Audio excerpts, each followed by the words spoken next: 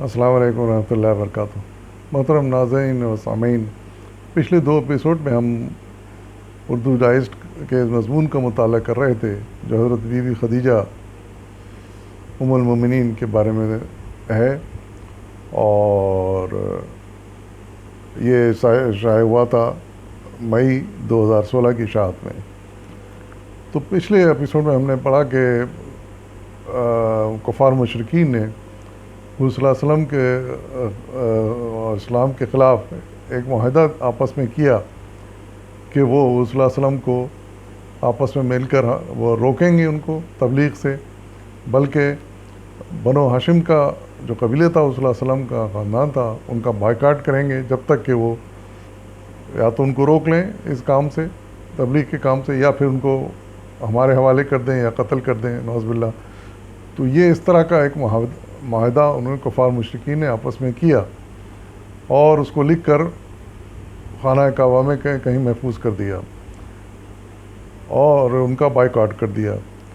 اس boycott کے بعد صلی اللہ علیہ وسلم اپنے خاندان کو لے کر شیخ ابو طالب میں چلے گئے، مکہ چھوڑ کر وہیں قیام کیا انہیں، اور یہ سلسلہ تقریباً 3 سال تک جاری رہا۔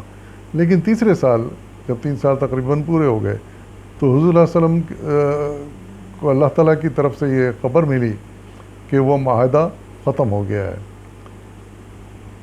اس معاہدے کے کاغذ کو دیمک کھا گئی ہے، وہ ختم ہو گیا ہے۔ تو کفار مشرکین کو جب حضرت ابو طالب نے خبر دی تو انہیں یقین نہیں آیا، پھر وہ گئے، انہیں دیکھا تو واقعی وہ معاہدہ دیمک چاٹ گئی تھی اور صرف اللہ کا نام باقی رہ گیا تھا۔ تو اس کے بعد پھر انہوں نے طے کیا کہ کفار مشرکین نے کہا یہ بائیکاٹ کرنا جاری مناسب نہیں ہے، اور ویسے کچھ لوگوں نے اس کی مخالفت بھی کی اس بائیکاٹ کی کہ بھائی یہ قریش کا ہی قبیلہ ہے اور ہم ان کے ساتھ اتنی سختی کر رہے ہیں، اتنی دشمنی کر رہے ہیں، غلط بات ہے۔ مخالفت میں کچھ لوگ کھڑے ہو گئے اور پھر یہ طے ہوا کہ یہ بائیکاٹ ختم کیا جائے گا۔ پھر ابو طالب گئے اور ان کو اطلاع دی حضور صلی اللہ علیہ وسلم کو، اور پھر واپس مکے بلا لیا ان کو۔ تو اس کے بعد پھر آ تو گئے وہ مکے، لیکن حضور صلی اللہ علیہ وسلم کی جو پریشانیاں تھیں وہ ختم نہ ہو سکیں، اس لیے کہ انہیں 2 نئے حادثوں کا سامنا کرنا پڑا۔ ایک تو یہ کہ وہ چچا حضرت ابو طالب جو ہمیشہ آپ کی حمایت کیا کرتے تھے، ان کا انتقال ہو گیا، وہ رحلت فرما گئے، اور اس کے کچھ عرصے بعد آپ کی وہ زوجہ جنہوں نے ہر برے وقت میں آپ کا ساتھ دیا اور پورے 3 سال شیخ ابو طالب میں آپ کا ساتھ دیا، حوصلہ بڑھایا مسلمانوں کا، حضور صلی اللہ علیہ وسلم کا حوصلہ بڑھایا، ہر طرح کی مالی دامے درمے سخن نے ان کی مدد کی، وہ بھی بیمار ہوئیں اور انتقال کر گئیں۔ تو یہ صدمہ بھی حضور صلی اللہ علیہ وسلم کے لیے بڑا تکلیف دہ ثابت ہوا۔ تو اسی ان کی سیرت کے بارے میں مصنف لکھتے ہیں کہ ام المومنین سید خدیجہ نے عمر بھر مہر اخلاص، محبت، مروت اور پاک نفسی اور قوت ایمانی سے حضور صلی اللہ علیہ وسلم کی بھرپور حمایت کی۔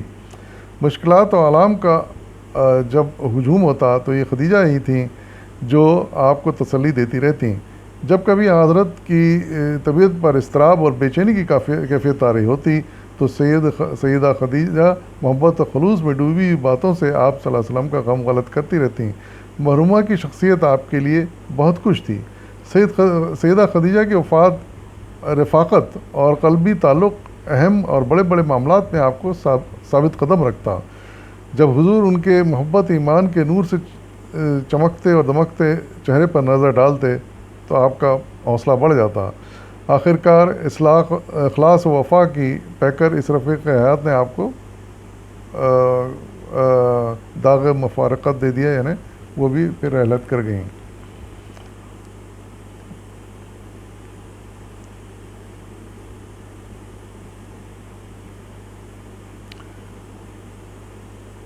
سیدہ خدیجہ کی سیرت کا سب سے نمایاں اور اہم پہلو آپ کی وہ صفت ہے جسے فنائیت کے نام سے تعبیر کیا سکتا ہے۔ آپ نے اللہ اور اس کے محبوب رسول کی محبت میں اپنی ذات پوری طرح فنا کر دی تھی۔ آپ مکے کی سب سے زیادہ دولت مند اور باثروت خاتون تھیں. ہم جانتے ہیں کہ ان کا کاروبار تھا اچھا خاصا مکے میں. لیکن شادی کے بعد آپ نے اپنی بے پناہ دولت اپنے عظیم ترین شوہر پر نچھاور کر دی. سیدہ خدیجہ کی زندگی کے آخری 7 سال نہایت نامساعد حالات میں گزرے. کاروبار کو وسعت اور ترقی دینا تو دور کی بات، وہاں مخالفتوں مزاحمتوں کا اتنا شدید طوفان کھڑا ہوا کہ وجود قائم رکھنا ہی مشکل ہو گیا تھا. سیدہ موصوفہ نے اپنی دولت اللہ اور اس کے رسول کی محبت کے جذبے سے سرشار ہو کر بڑی فراخ دلی سے صرف کر دی.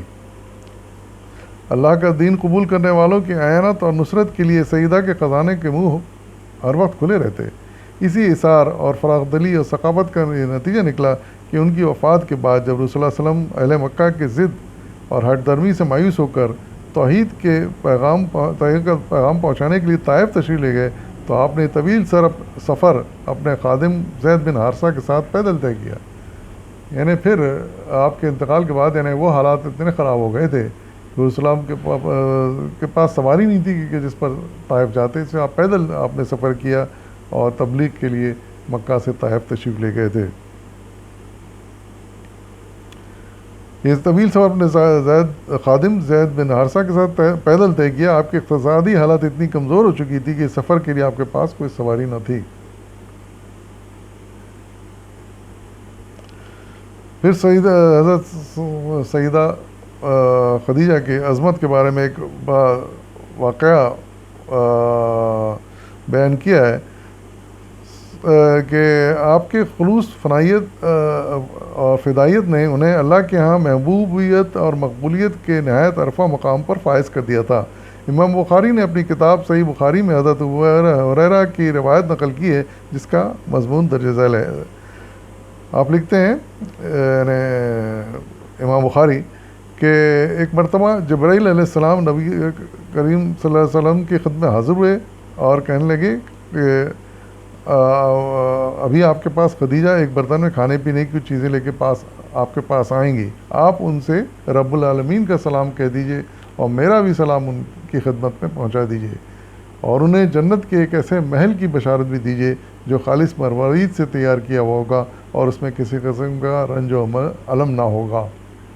اندازہ لگائیے آپ ان کی عظمت کا کہ اللہ تعالیٰ نے اپنا سلام حضرت جبرائیل کے ذریعے سے اور حضور صلی اللہ علیہ وسلم کے ذریعے سے ان تک پہنچایا. نہ صرف اللہ تعالیٰ کا سلام پہنچایا بلکہ اپنا سلام بھی انہوں نے پیش کیا ان کی خدمت میں. پھر آگے لکھتے ہیں مصنف کہ حضرت حضور صلی اللہ علیہ وسلم کے ساتھ شادی کے وقت سیدہ 40 برس کی بیوہ تھیں، لیکن ان کی پسندیدہ شخصیت و سیرت، ان کے وفادارانہ طرز عمل اور ان کی دلنشین عادات اطوار نے حضور صلی اللہ علیہ وسلم کے دل میں محبت و انسیت کا ایک ایسا لطیف اور گہرا نقش ثبت کر دیا تھا کہ آپ نے ان کی موجودگی میں پوری ربع صدی تک کسی اور خاتون سے نکاح کا خیال تک نہ کیا. حالانکہ اس وقت کے معاشرے میں یہ بات بیوی کے لیے وجہ شکایت تھی، نہ اس کے خاندان والوں کے لیے. یعنی پورے 25 سال آپ نے ان کی رفاقت میں گزارے شادی کے، اور کوئی دوسری شادی کا خیال آپ کو خیال تک نہیں آیا جب تک وہ باقاعدہ حیات رہیں. رسول اللہ علیہ وسلم کی وہ واحد زوجہ تھیں.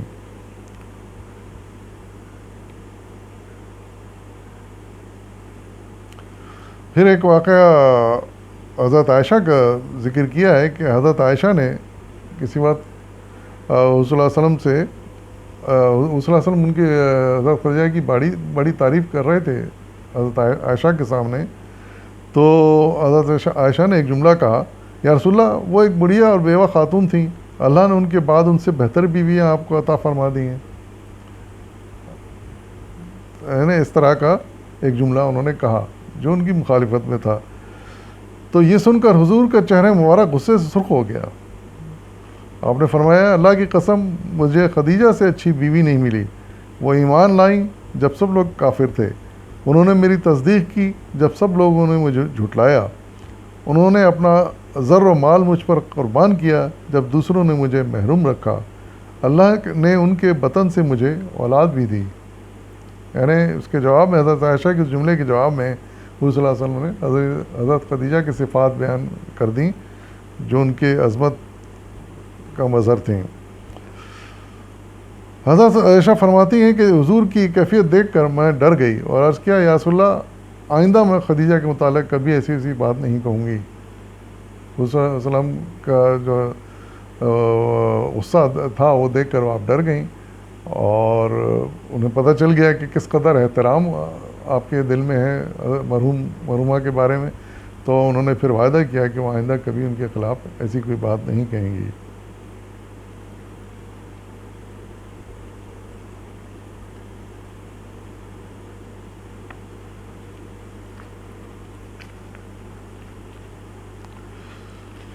آگے آپ لکھتے ہیں کہ مومنوں کی ماں سیدہ طاہرہ خدیجہ کے کردار کا ایک نمایاں جوہر ان کی بلند ہمتی اور عالی حوصلگی تھی۔ ان کی سیرت کے اس بلند اور باوقار وصف نے ان میں ہمت و جرات اور عزیمت و استقامت کی بے پناہ قوت اور ناقابل تسخیر طاقت پیدا کر دی تھی۔ آپ نے مصیبت اور پریشانی، ابتلا، آزمائش کے سخت سے سخت دور میں صبر و ثبات کا خود بھی ثبوت دیا، اور اپنے رفیق زندگی سرور کونین کا بھی حوصلہ بڑھا کر حق رفاقت ادا کیا۔ اس کی شہادت جناب رسالت مآب صلی اللہ علیہ وسلم کی زبان مبارک سے سنیے۔ یعنی آپ حضور صلی اللہ علیہ وسلم کے نے پھر فرمایا، ارشاد فرمایا، میں جب کفار سے کوئی بات سنتا اور مجھے ناگوار معلوم ہوتی تو میں خدیجہ سے کہتا، وہ میری ڈھارس اس طرح بندھاتی کہ میرے دل کو تسکین ہو جاتی، اور کوئی رنج ایسا نہ تھا جو خدیجہ کی باتوں سے آسان اور ہلکا نہ ہو جاتا تھا۔ اندازہ لگائیے آپ کس قدر رفاقت تھی اور کس قدر ان سے انسیت تھی، اور کتنا اہم رول تھا حضرت خدیجہ کا آپ کی زندگی میں، کہ ان کی باتوں سے ہر طرح کے غم سے تسلی ہو جاتی تھی صلی اللہ علیہ وسلم کی۔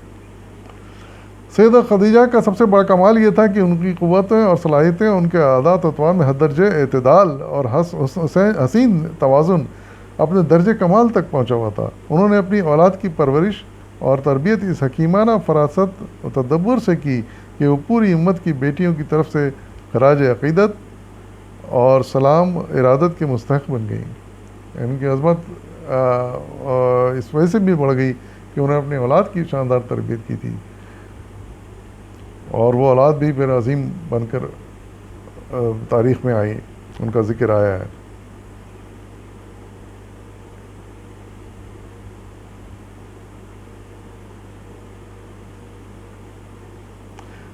برابر آگے لکھتے ہیں کہ سیدہ خدیجہ کے پہلے شوہر سے 3 بیٹے تھے۔ یعنی ہم جانتے ہیں کہ حضرت خدیجہ بیوہ تھیں، تب آپ نے شادی کی تھی صلی اللہ علیہ وسلم سے، تو پہلے شوہر سے ان کے 3 بیٹے تھے۔ ان کے نام بھی آئے ہیں، حالہ، طاہر اور ہند۔ یہ سیدہ کے حسن تربیت کا نتیجہ تھا کہ یہ تینوں بھائی حلقہ اسلام میں داخل ہو کر شرف صحابیت سے مشرف ہوئے۔ یعنی 3 بیٹے تھے، وہ بھی حضور صلی اللہ علیہ وسلم کے صحابی بن گئے ظاہر بڑے ہو کر، اور ان کی صحبت میں رہے، لیکن تربیت ان کی زیادہ حضرت خدیجہ نے کی تھی۔ ہند، جن کی اللہ کے رسول کے ساتھ محبت، عشق و فرفتگی کی بلند ترین منزل پہنچ چکی تھی، نہایت فصیح و بلیغ تھے۔ یعنی ان میں سے ایک جو بیٹے تھے ہند، وہ فصاحت و بلاغت میں اپنا جواب نہیں رکھتے تھے۔ انہوں نے اپنی خداعت صلاحیت بڑے سلیقے سے اللہ کے محبوب کی تعریف و توصیف میں استعمال کی۔ ہند جو بیٹے تھے آپ کے بیان کردہ شمائل نبوی سیرت کا نہایت قیمتی سرمایہ ہیں۔ یعنی آپ کے شخصیت کے بارے میں اور ان کی خوبصورتی اور ان کے حسن کے بارے میں جو بیان کی تعریف بیان کی ہے آپ کے بیٹے نے بیان کی، حضرت ہند نے، جو حضرت خدیجہ کے بھی فرزند تھے، تو وہ جو ہے نا بڑے قابل ستائش ہے، اور تاریخ میں اس کا ذکر آتا ہے۔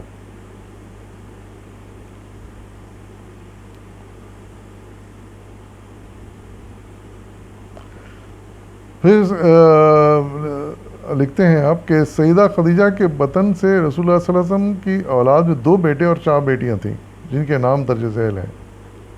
یعنی حضور صلی اللہ علیہ وسلم سے 2 بیٹے اور 4 بیٹیاں پھر ہوئیں۔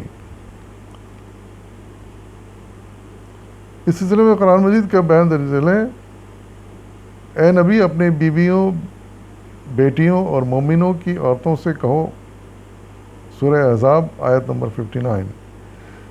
قرآن پاک کی آیت اس بات کی صراحت کرتی ہے کہ حضور صلی اللہ علیہ وسلم کی ایک بیٹی نہیں بلکہ 2 سے زیادہ تھیں، کیونکہ عربی زبان میں 2 کے لیے تشینہ کا صیغہ موجود ہے۔ قرآن نے جمع کا صیغہ استعمال کیا ہے۔ ہجرت کے بعد جو جسمانی صدمہ سیدہ خدیجہ کو برداشت کرنا پڑا تھا، اس کے اثرات جان لیوا ثابت ہوئے اور 8 ہجری میں اپنے خالق حقیقی سے جا ملیں۔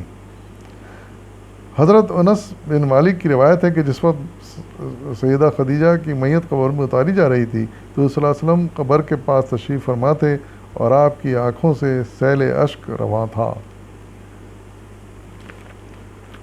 پھر انشاءاللہ اجازت دیجیے اور آئندہ کسی اور شخصیت کے بارے میں کوئی مضمون میں انشاءاللہ لے کر حاضر ہوں گا۔ فی امان اللہ۔